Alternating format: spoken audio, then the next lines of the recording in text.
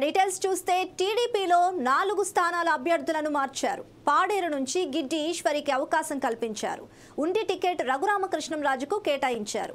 Madakasira టికెట్ను MS రాజుకు ఇచ్చారు. మాడుగుల స్థానం బండారు సత్యనారాయణ మూర్తికి కేటాయించారు. చంద్రబాబు చేతుల మీదుగా వీళ్ళు బీ ఫామ్ అందుకున్నారు. ఇంకా పెండింగ్లోనే ఉంది దెందులూరు స్థానం. ఈ స్థానంపై కూడా ఈ సాయంత్రానికి తేలుతుంది. బీ ఫామ్ తీసుకునేందుకు చింతమనేని ప్రభాకర్ ఆహ్వానం అందలేదు. ఎన్నికల్లో పోటీ చేసే ఎమ్మెల్యే ఎంపీ అభ్యర్థులకు టీడీపీ అధినేత చంద్రబాబు బీఫారాలు అందించారు. రాష్ట్రంలోని అన్ని జిల్లాలకు చెందిన పార్టీ అభ్యర్థులంతా ఆదివారం ఉదయం అమరావతిలోని టీడీపీ కేంద్ర కార్యాలయానికి చేరుకున్నారు. తొలుత ఎన్టీఆర్ విగ్రహానికి చంద్రబాబు పూలమాలలు వేసి నివాళులర్పించారు. అనంతరం అభ్యర్థులకు బీఫారాలు అందచేసి రాష్ట్ర పునర్నిర్మాణం కోసం అందరూ కృషి చేయాలని ప్రమాణం చేయించారు. ఎన్నికల్లో అనుసరించాల్సిన వ్యూహంపై ఆయన దిశానిర్దేశం చేశారు. పార్టీ గెలుపు కోసం నేతలంతా సమిష్టిగా కృషి చేయాలని పిలుపునిచ్చారు. ఎన్నికల ప్రచారాన్ని ముమ్మరం చేయాలన్నారు. ఇక బీ ఫారం తీసుకునే సమయంలో తండ్రి కాళ్లకు నారా లోకేష్ నమస్కరించి ఆశీర్వాదం తీసుకున్నారు. మొట్టమొదటిసారిగా ఈరోజు పార్లమెంట్ అభ్యర్థులుగా శాసనసభ అభ్యర్థులుగా ఎంపికైన మిమ్మల్ని అందరినీ మనస్ఫూర్తిగా అభినందిస్తున్నా. అందరికీ కంగ్రాచులేషన్స్, ఆల్ ది బెస్ట్. రేపు జరిగే ఎన్నికల్లో మీరందరూ మళ్ళీ ఇదే నెంబర్తో ఇప్పుడు ఎన్నైతే బీ ఫామ్స్ ఇచ్చానో అంతమంది గెలిచి అసెంబ్లీకి పార్లమెంట్కి రావాలని మనస్ఫూర్తిగా ఆకాంక్షిస్తున్నా. మొట్టమొదటిసారిగా హన్మకొండ జిల్లాలో బీఆర్ఎస్ కార్యాలయంలో పార్టీ నాయకులు సమావేశమయ్యారు. వచ్చే ఎన్నికల్లో గెలుపు కోసం అనుసరించాల్సిన వ్యూహాలపై చర్చించారు. అటు కాంగ్రెస్ బీజేపీలకు అభ్యర్థులు లేక బీఆర్ఎస్ నుంచి లాక్కుని పోటీ చేస్తున్నాయని ఎంపీ అభ్యర్థి సుధీర్ కుమార్ అన్నారు. కావ్య చిలక పలుకులు పలుకుతున్నారని విశ్వసించారన్నారు. ఇక ఆరూరి భూ కబ్జాలను చూసి జనం నమ్మే పరిస్థితులు లేవన్నారు. ఈ సమావేశానికి శాసనమండలి డిప్యూటీ చైర్మన్ బండ ప్రకాష్, ఎమ్మెల్సీ బస్వరాజ్ సారయ్య, మాజీ ప్రభుత్వ చీఫ్ విప్ దాస్యం వినయ్ భాస్కర్ హాజరయ్యారు. రేపు ఎన్నికలల్లో ఇక్కడ నిలబడ్డ అభ్యర్థులు ఒకటి, రెండవది పార్టీలు, మూడవది ఇక్కడ ఉండేటువంటి వరంగల్లో ఉండేటువంటి అభివృద్ధి కార్యక్రమాలు ఏం చేయాలి అనేటువంటిది ఒకటి ఉన్నది. కాబట్టి ఆ విషయాలలో మనం చర్చకు పోవాల్సినటువంటి అవసరం ఉంటుంది. కాబట్టి ఇక్కడ ఉన్నటువంటి యొక్క అభ్యర్థుల పరిస్థితి కనుక చూస్తే మీ అందరికి తెలిసినటువంటిది ఏంటంటే ముగ్గురు కూడా బీఆర్ఎస్ పార్టీకి సంబంధించిన అభ్యర్థులు మాత్రమే ఉన్నారు. అదేవిధంగా కాంగ్రెస్ మోసం చేసిన కాంగ్రెస్, అదేవిధంగా దోకా చేసినటువంటి బీజేపీ, రెండు కూడా ఈ పార్టీలకు వెళ్ళి బయటకు పోయి చేసినటువంటి సందర్భం చూస్తూ ఉన్నాం. కానీ ఆయా పార్టీలకు, రాజకీయ పార్టీలకు అభ్యర్థులు కరువైందనే దానికి ఇది సుస్పష్టంగా కనపడతా ఉన్నది.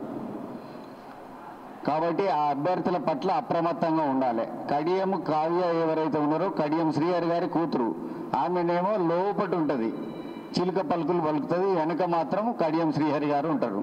వారు ఈ పార్టీకి ద్రోహం చేసిపోయిన సంగతి యావత్ తెలంగాణ రాష్ట్రం అంతా తెలుసు, భారతదేశంలో తెలుసు. రాజకీయ వ్యవస్థ లోపల అటువంటి వ్యక్తులు ఉండకూడదు అనేటువంటిది ప్రజలు కూడా, వరంగల్ ప్రజలు నిర్ణయం తీసుకున్నారు. ఆరూరు రమేష్ గారు ఇవాళ బీజేపీ అభ్యర్థిగా నిలబడ్డారు. మీకు తెలుసు, మీ అందరికీ కూడా తెలుసు, వరంగల్ ప్రజలకు స్పష్టంగా తెలుసు. వర్ధన్నపేట నియోజకవర్గం చుట్టూ భూములన్నీ ఆయనే. ఇక పార్లమెంట్కి నిలబడితే ఇక పార్లమెంట్ చుట్టూ భూములు కూడా ఆక్రమించుకునేటువంటి పరిస్థితి వస్తుందా అనేటువంటి ప్రశ్న ఉత్పన్నమైంది ప్రజలలోనే. కాబట్టి ఆ బీజేపీ సోదరులు కూడా కొంతమంది నాకు తెలిసిన వాళ్ళు ఉన్నారు, మాట్లాడుతున్నారు. మాకు ఓటేస్తే పంచ మహాపాతకాలు చుట్టుకుంటాయి అనేటువంటి మాట మాట్లాడుతూ ఉన్నారు బీజేపీకి ఓటేస్తే. కాబట్టి ఇక్కడ వరంగల్ నియోజకవర్గం లోపల వరంగల్కు సంబంధించిన అభివృద్ధి కార్యక్రమాలు తీసుకుపోవాల్సినటువంటి అవసరం ఉన్నది. ఒకటి ఏంటంటే వరంగల్ ధ్వంసం చేసిపోయింది. ఇలా తెలంగాణను మొత్తమే కాదు, అదేవిధంగా వరంగల్ను కూడా విధ్వంసానికి గురైంది. ఆ విధ్వంసంలోకి వెళ్ళి బయటికి రావాల్సినటువంటి అవసరం ఉన్నది. పార్లమెంట్లో మన అందరం కూడా ఇక్కడి చర్చ, ఇక్కడి ప్రాంతానికి సంబంధించినటువంటి యొక్క దళాన్నై బలంగా ఉండి మాట్లాడాల్సినటువంటి అవసరం ఉంటుంది. ఆ అవసరాన్ని గుర్తెరిగి వివిధ రకాలైనటువంటి కార్యక్రమాలు. భారత నావికాదళం తూర్పు తీరంలో పూర్వీ లెహర్ వ్యాయామం నిర్వహించారు. Flag officer commanding in charge eastern naval command యొక్క ఆపరేషనల్ కంట్రోల్ కింద భారత నావికాదళం తూర్పు తీరంలో పూర్వీ లెహార్ను నిర్వహించింది.